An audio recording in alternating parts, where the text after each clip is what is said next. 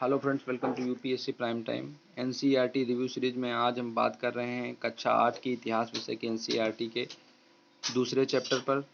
और यह इस चैप्टर का पार्ट 2 है। पिछले पार्ट में हम प्लासी के युद्ध के बारे में बात कर चुके हैं।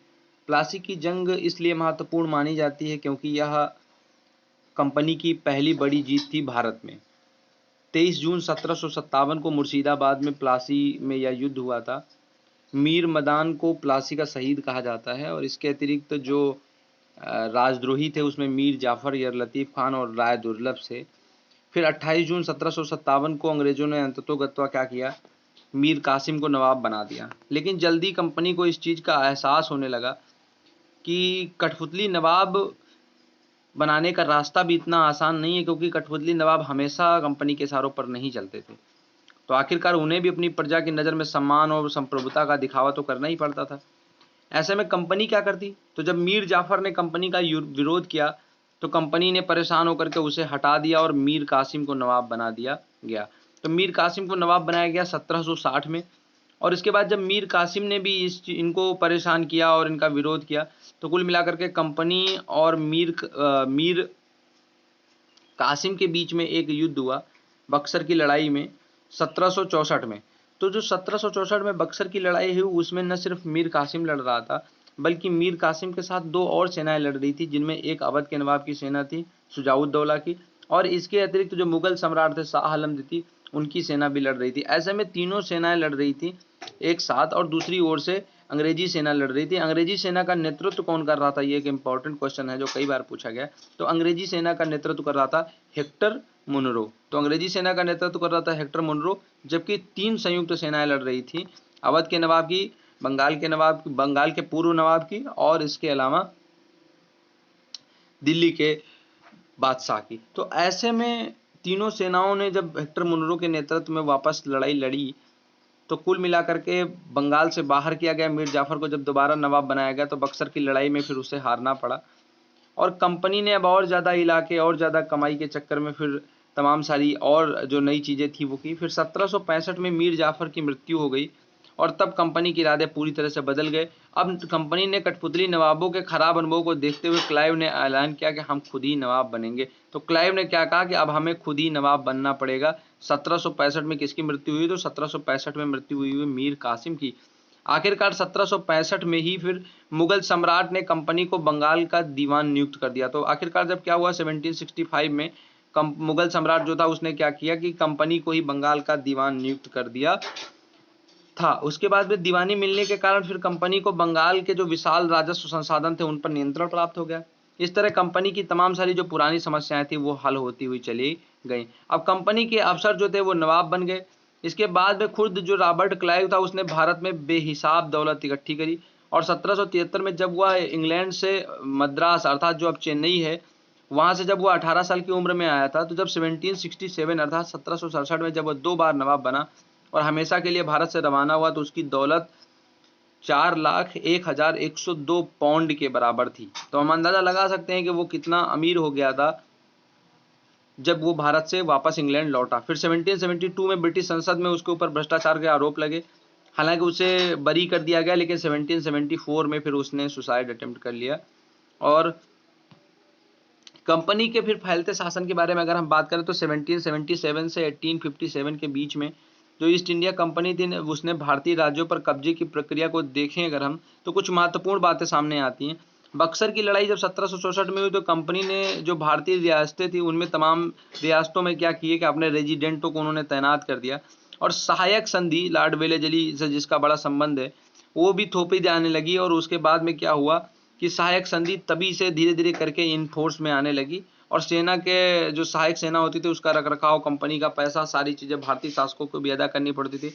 वेलेजली जो गवर्नर जनरल बना 1798 से 1805 के मध्य में, उस समय अवध के नवाब को 1801 में अपना आधा इलाका सौंपने के लिए कहा गया, मजबूर किया गया, क्योंकि नवाब की सहायक सेना के पैसा अदा करने में चूक गए थे। इसी आधार पर हैदराबाद से भी कई इलाके छीन लिए गए।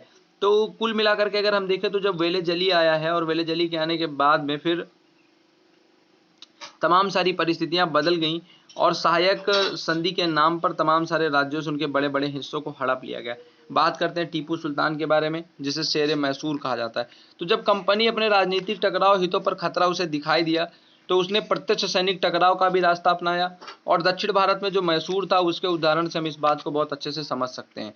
तो हैदर अली, जिसका शासनकाल था 1761 से 1782 के मध्य में, और इसके अतिरिक्त जो फिर टीपू सुल्तान था जिसका 1782 से 1799 के बीच में था। इस तरीके से कुल मिलाकर के अगर हम देखें तो 3-4 आंग्ल मैसूर युद्ध हमें देखने को मिलते हैं।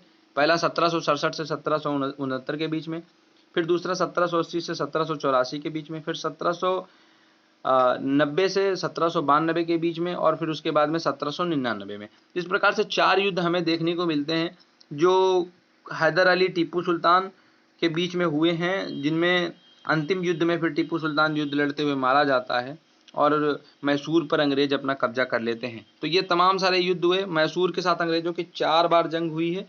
श्रीरंगपट्टनम की आखिरी जंग में कंपनी को सफलता मिली और अपनी राजधानी की रक्षा करते हुए टीपू सुल्तान मारे गए। मैसूर का राजकाज जो पुराने वोडियार राजवंश था उनके हाथों में सौंप दिया गया, और मैसूर पर भी सहायक संधि थोप दी गई, अर्थात अप्रत्यक्ष रूप से मैसूर को भी अपने कब्जे में कर लिया गया। मराठों के साथ भी यही कुछ हुआ। तो 18वीं शताब्दी में जब कंपनी में आखिर से कंपनी मराठों की ताकत को काबू करने के बारे में सोच रही थी, फिर जब 1761 में पानीपत की लड़ाई हुई तो मराठे हार गए और कमजोर हो गए। ऐसे में जो अंग्रेज थे उन्हें लगा कि अब इन पर कब्जा किया जा सकता, तो तमाम सारे अलग अलग, जैसे सिंधिया, होलकर, गायकवाड़ और भोसले, इन अलग अलग राजवंश के हाथों में मराठों की सत्ता थी। और जो सारे सरदार थे वो जो एक पेशवा हुआ करता था उसके अंतर्गत एक राजमंडल के सदस्य होते थे, अर्थात अलग अलग शासन तंत्र था जिसमें एक पेशवा जो सर्वोच्च मंत्री था, जो सबको मिला करके एक गठबंधन, जिसको हम कन्फेडरेसी बोलते हैं, उसको बना करके रखता था। तो एक के बाद एक कई युद्ध मराठों को घुटने टेकने पर मजबूर होना पड़ा। फिर उन्हें पहला युद्ध हुआ 1782 में, जिसका जो अंत हुआ वो हुआ सलबाई की संधि के साथ में। तो जब सलबाई की संधि हुई है तो जो पहला युद्ध था उसमें सलबाई की संधि हुई, इसमें कोई पक्ष नहीं जीत पाया। फिर जब दूसरा आंग्ल मराठा युद्ध हुआ 1803 से 5 में, ये कई मोर्चों पर लड़ा गया, और इसका नतीजा ये हुआ कि उड़ीसा और यमुना के उत्तर में और आगरा और दिल्ली के दक्षिण भूभाग अंग्रेजों के कब्जे में आ गए। फिर जब 1717 और 19 के बीच में तीसरा आंग्ल मराठा युद्ध हुआ है, तो इसमें मराठों की ताकत को पूरी तरह से कुचल दिया गया और पेशवा को पुणे से फिर हटा करके कानपुर के पास बिठूर में भेज दिया गया, और वहीं पर फिर कंपनी ने पूरे जो दक्षिण का पूरा भूभाग था वहां पर कब्जा कर लिया। इसी प्रकार से अगर हम मैसूर युद्ध में देखें तो तीनों मैसूर युद्धों में संधियां हमारे लिए देखना इंपॉर्टेंट है। जब पहला आंग्ल मैसूर युद्ध हुआ है तो उसमें संधि जो हुई है वो हुई है मद्रास की संधि। इसके अतिरिक्त अगर हम देखें तो जो दूसरा फिर आंग्ल मैसूर युद्ध हुआ है उसमें 2-3 संधियां हुई, जिसमें एक पोर्टनुआ का युद्ध हुआ, उसके बाद में कुल मिलाकर के हम देखें तो मैंगलोर की संधि हुई। फिर तीसरे आंग्ल मैसूर युद्ध में श्रीरंगपट्टनम की संधि हुई, और चौथे आंग्ल मैसूर युद्ध में फिर हार का सामना अंततोगत्वा करना पड़ा था। फिर जब लॉर्ड डलहौजी आता है 1848 से 1856 के बीच में, फिर अधिग्रहण की एक नीति आती है और ये विलय की एक नीति लेकर के आता है। इसके अंतर्गत फिर 1848 में सतारा, संबलपुर, उदयपुर, नागपुर, झांसी, ये तमाम सारे जो थे इनको विलय के आधार पर अंग्रेजों ने अपने नियंत्रण में ले लिया, और अवध के नवाब को तो कुशासन के आरोप में उनके पूरे राज्य को कैप्चर कर लिया गया। और 1857 के महान विद्रोह में, इस तरीके से 1857 के महान विद्रोह में अवध के लोग भी फिर सम्मिलित हो गए। तो ये 2 मैप है जो कंपेयर करके दिखाते हैं 1797 में और फिर 1840 में। जो येलो कलर है वो ब्रिटिश प्रशासन दिखा रहा है, तो देख सकते हैं हम कि 1797 और 1840 में कितना फर्क हो गया, अंग्रेजी शासन कितना अधिक हद तक फैल गया था। और उसके बाद तीसरे चित्र में हम देख सकते हैं 1857 में, तो पूरा का पूरा जो हम येलो कलर से देख रहे हैं वो ब्रिटिश शासन के अंतर्गत आने वाले क्षेत्र थे। तो लगभग संपूर्ण भारत पर कहीं ना कहीं इस तरीके का शासन हो गया था।